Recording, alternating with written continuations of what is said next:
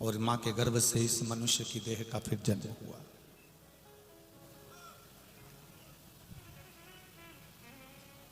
कितनी विनती कर कर, कितना निवेदन कर कर, कितना कितना प्रार्थना कर कर ये मानव की देह मिली।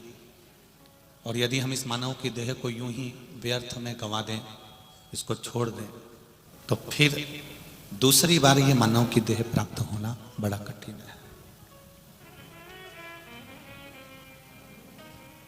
एक मौका आपको मिलता है कि जाओ जरा ये काम कर कर आओ।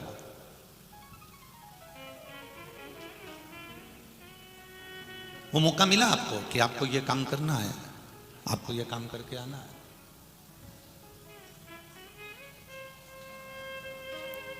और यदि आपने वो काम नहीं किया, आपने ये स्पीकर चल रहा है सारे, आपने ये मौके का उपयोग नहीं करा, आप अगर नहीं पहुंचे उस कार्य के लिए, ठीक नहीं बैठ पाए आप उस कार्य के लिए, तो फिर दूसरी बार आपको वो काम कोई नहीं बताएगा कि आप ये करो।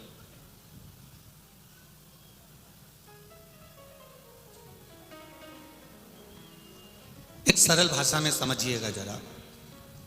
आपने किसी कंपनी को कोई काम दिया और वो कंपनी यदि आपका वो काम नहीं करती है, तो दूसरी बार आप उस कंपनी को काम दोगे क्या? बोलो, जम के बोलो जरा। नहीं दोगे। ये टेंट वाले भैया को काम मिला, इसने टेंट अगर सही लगाया तो आप इसको काम और दोगे। ये माइक वाला भैया है, साउंड वाला, इसने साउंड सही लगाया तो इसको काम आगे और दोगे। और अगर नहीं सही करा तो अगली बार मिलेगा क्या? जम के तो बोलो, नहीं मिलेगा। कोई कार्य अगर किसी को दिया गया है और वो कार्य अगर उसने श्रेष्ठता से नहीं करा, तो अगली बार उसको वो कार्य नहीं प्राप्त होता।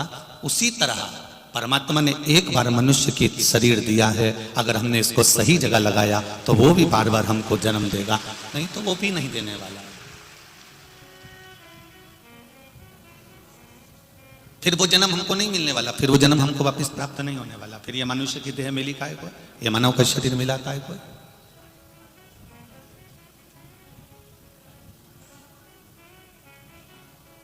पाप और पुण्य,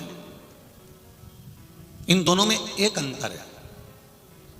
पाप करना नहीं पड़ता, अपने आप हो जाता है। और पुण्य को जम के बोलो, करना पड़ता है।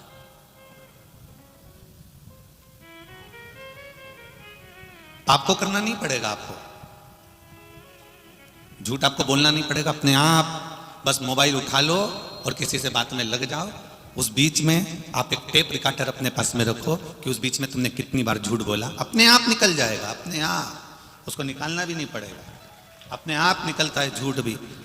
पाप करना नहीं पड़ता है, अपने आप हो जाता है। झूठ, प्रपंच, छल, बेईमानी, कपट, ये सब अपने आप हो जाते हैं।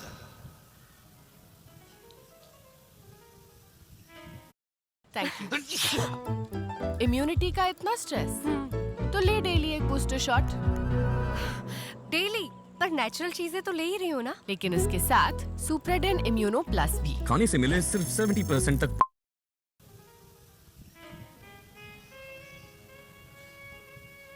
आपके पास जाने के लिए आपको सोचना नहीं पड़ेगा, आप स्वयं पाप करने के लिए वहां तक पहुंच जाओगे। पर जब आप पुण्य करने की बारी आएगी, तब आपको 50 बार सोचना पड़ेगा, क्या मैं इसको घर में बुला के भोजन करा दूं, क्या मैं इसको पानी पिला दूं। 50 बार विचार करना पड़ेगा, क्या मैं मंदिर जाऊं कि नहीं जाऊं, क्या मैं भजन करूं कि नहीं करूं, कीर्तन करूं कि नहीं करूं, मंत्र जाप करूं कि नहीं करूं। पुण्य करने के लिए 50 बार सोचना पड़ता है, पर पाप करने के लिए बिल्कुल नहीं सोचना पड़ता। पाप अपने आप व्यक्ति कर बैठता है, और पुण्य करने की जब बारी आती है तो 50 बार सोचता है कि करूं कि ना करूं।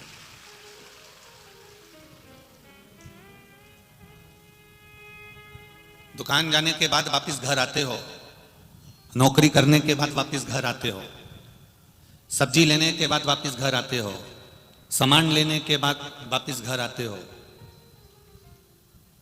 शिव महापुराण की कथा कह रही है, अगर हमने जिंदगी का एक नियम ऐसा बना लिया कि जैसे दुकान गए तो वापस घर आए, बाजार गए तो घर आए, नौकरी पर गए तो घर आए, उसी तरह एक नियम बना लो कि मैं पाप करूं चाहे पुण्य करूं, मैं भी एक घर है मेरे महादेव का, उसके दरवाजे पर जरूर जाऊंगा। हम पहले भी कथा में कहे, आज फिर आप लोगों से कहते हैं, जितने लोग आस्था चैनल पर सुन रहे हैं, फेसबुक यूट्यूब पर सुन रहे हैं, पुण्य श्री शिव महापुराण की कथा इस मालेगांव की पावन धरा से चल रही है। आप अपने स्थान पर बैठकर जो कथा सुन रहे हैं, एक बात का स्मरण रखना, बच्चा यदि नाली में गिर जाता है, गटर में गिर जाता है, कीचड़ में गिर जाता है, खड्डे में गिर जाता है, लोग उसको निकाल देंगे पर उसके कपड़े नहीं बदलेंगे। बदलेंगे क्या? नहीं बदलेंगे। लोग उसको गोदी में बिठाएंगे क्या? नहीं बिठाएंगे। लोग उसको गले से लगाएंगे क्या? नहीं लगाएंगे, क्योंकि वो गटर में गिर गया, वो कचरे में गिर गया, वो खड्डे में गिर गया। पर बच्चा खड्डे में गिरा, पूरा कीचड़ में लदा लूम है, पूरा गटर के पानी में, बेकार पानी में लदा, कपड़े बेकार हो गए हैं, और अगर वो माँ के पास पहुंच गया, पिता के पास पहुंच गया, तो माता पिता उसके कपड़े नहीं देखेंगे, सबसे पहले उसको गले से लगा लेंगे कि मेरा बेटा आया है, कि मेरा पुत्र आया है। माता पिता उसको अपने हृदय से लगा लेंगे कि मेरा ये पुत्र आया हुआ है। उसको कपड़े नहीं दिख रहा है, उसको अपना पुत्र दिख रहा है, उसको अपना बेटा दिख रहा है। उसी तरह जैसे गटर में पड़े हुए बच्चे को माता पिता गले से लगा लेते हैं, उसी तरह से पाप कर्म में अगर कोई लिप्त भी हो गया है, तो भी अगर वो शिव की शरण में गया है, तो शंकर उसको गले से लगा ही लेते हैं।